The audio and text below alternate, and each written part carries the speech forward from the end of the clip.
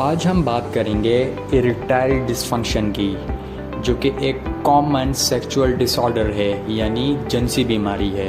तो ये erectile dysfunction होता क्या है, इसकी अलामतें क्या होती हैं और इसके कॉजेज़ यानी वजूहात क्या होती हैं, इसके बारे में बात करेंगे। तो सबसे पहले तो समझते हैं कि जो इरेक्टाइल डिसफंक्शन है ये होता क्या है।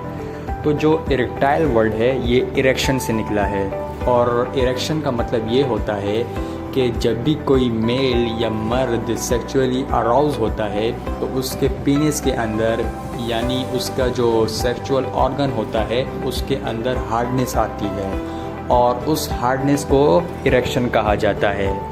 और फिर ये जो डिसफंक्शन वर्ड है इसका मतलब है कि कोई ख़राबी आ गई है, कोई मसला आ गया है। तो अब आप समझ गए होंगे कि पेनिस के अंदर इरेक्शन ना आने का जो प्रॉब्लम होता है या ये जो बीमारी होती है इसको इरेक्टाइल डिसफंक्शन कहा जाता है।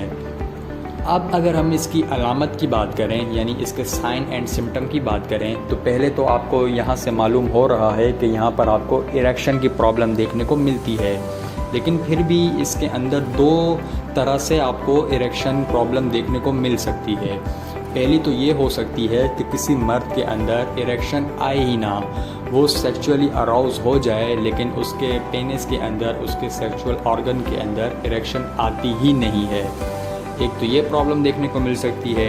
फिर ये प्रॉब्लम दूसरी तरह से भी देखने को मिल सकती है कि शुरू में तो इरेक्शन आ जाती है किसी मर्द के अंदर, उसके पेनिस के अंदर हार्डनेस आ जाती है, लेकिन डिस्चार्ज होने से पहले ही इरेक्शन वापस चली जाती है।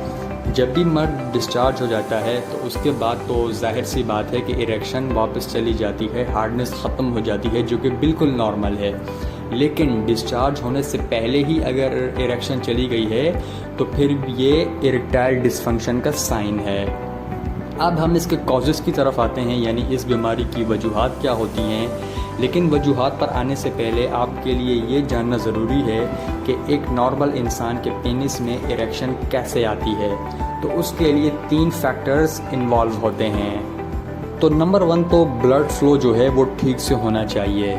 इरेक्शन इसलिए ही आती है क्योंकि पेनिस के अंदर यानी सेक्सुअल ऑर्गन के अंदर ब्लड का जो फ्लो है वो बढ़ जाता है। तो नंबर 1 ब्लड फ्लो अच्छा होना चाहिए। फिर नर्व्स का भी रोल होता है, तो नर्व्स भी अपना काम ठीक से कर रही हों। फिर इसके अलावा रिलैक्स माइंड भी होना चाहिए। अगर किसी इंसान का माइंड रिलैक्स नहीं है, उससे टेंशन है, कोई स्ट्रेस है, तो इसकी वजह से भी इरेक्शन नहीं आती। तो ये तीनों चीज़ें जो हैं वो एक इंसान के अंदर ठीक से होंगी तभी इरेक्शन आती है। अब हम आते हैं कॉजेज़ की तरफ।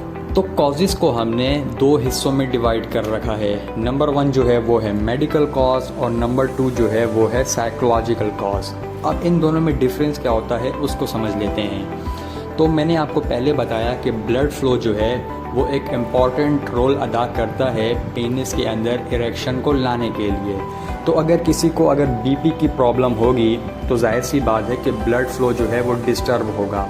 तो अगर कोई हाइपरटेंशन का मरीज़ है यानी हाई ब्लड प्रेशर का मरीज़ है तो उसको ये प्रॉब्लम देखने को मिल सकती है। फिर इसके अलावा स्मोकिंग करने से भी ये प्रॉब्लम आ सकती है, क्योंकि स्मोकिंग करने से भी जो ब्लड फ्लो है वो डिस्टर्ब होता है। तो जो लोग काफ़ी लंबे टाइम से स्मोकिंग कर रहे होते हैं उनको भी ये प्रॉब्लम देखने को मिल सकती हैं। फिर मैंने आपको बताया था कि नर्व्स भी ठीक से काम करनी चाहिए। तो डायबिटीज़ जो होता है, जो शुगर की बीमारी होती है, इसके अंदर नर्व डैमेज होना शुरू हो जाती हैं। तो जो लोग डायबिटीज़ का शिकार होते हैं यानी शुगर की बीमारी होती है उन्हें, और काफ़ी लंबे टाइम से होती है, तो उनके अंदर भी ये प्रॉब्लम आपको देखने को मिल सकती है। तो ये था हमारा मेडिकल कॉज, यानी जिसके पीछे कोई मेडिकल रीज़न होगा। अब हम बात करते हैं साइकोलॉजिकल कॉज के बारे में, यानी इसके पीछे कोई मेडिकल रीज़न नहीं होगा बल्कि दिमाग के अंदर कोई प्रॉब्लम होगी। तो इसके अंदर जो आता है नंबर 1 स्ट्रेस। अगर किसी इंसान को स्ट्रेस है, किसी किस्म की कोई एंजाइटी है, तो उस वजह से उसके अंदर ये प्रॉब्लम देखने को मिलेगी। इसी तरह ये डिप्रेशन में भी देखने को मिल सकता है, और ये एक बड़ा कॉमन कॉज है। अक्सर ऐसा होता है कि किसी इंसान को किसी किस्म का कोई भी परेशानी होती है, उसे टेंशन होता है, जॉब का स्ट्रेस होता है या किसी और चीज़ का स्ट्रेस होता है, तो इसलिए वो इरेक्शन नहीं आती उसके अंदर। तो जब एक दफ़ा उसके अंदर इरेक्शन नहीं आती तो उसके अंदर खौफ बैठ जाता है कि कहीं मुझ में कोई बीमारी तो नहीं आ गई, कहीं भी मैं बीमार तो नहीं हो गया। और कहीं से उसने सुन रखा था कि मास्टरबेशन करने से ये प्रॉब्लम देखने को मिलती है, तो उसके जहन में ये बात बैठ गई कि मैंने भी कभी मास्टरबेशन की थी, तो कहीं ये उसका साइड इफ़ेक्ट तो ना हो। तो इसलिए जब वो अगली बार फिर सेक्सुअल एक्टिविटी कर रहा होता है तो उसके जहन में ये बात होती है, उसके अंदर खौफ होता है, उसका कॉन्फिडेंस लेवल जो है वो गिरा हुआ होता है। तो अगली बार वो फिर फेल हो जाता है, क्योंकि अगर आपको स्ट्रेस होगा, अगर आपको एंजाइटी होगी, अगर आपको फियर होगा, तो डेफ़िनेटली आपको ये प्रॉब्लम देखने को मिलेगी।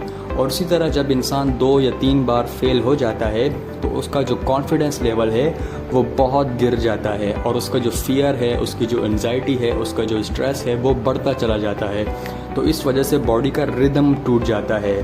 तो इसलिए फिर ये प्रॉब्लम देखने को मिलती है, और उसके पीछे जो रीज़न होता है वो साइकोलॉजिकल रीज़न होता है। यानी एक इंसान बिल्कुल ठीक है मेडिकली, लेकिन उसके जहन में डर बैठा हुआ है, इस वजह से वो ठीक से परफॉर्म नहीं कर पा रहा। तो ये इसका एक मेन रीज़न है। तो ये थी आज की हमारी वीडियो। अगर आप चाहते हैं कि इसके ट्रीटमेंट पर भी बात की जाए तो आप नीचे कमेंट्स पर लिख सकते हैं, तो फिर उस पर भी वीडियो बना दी जाएगी। वीडियो देखने का बहुत शुक्रिया।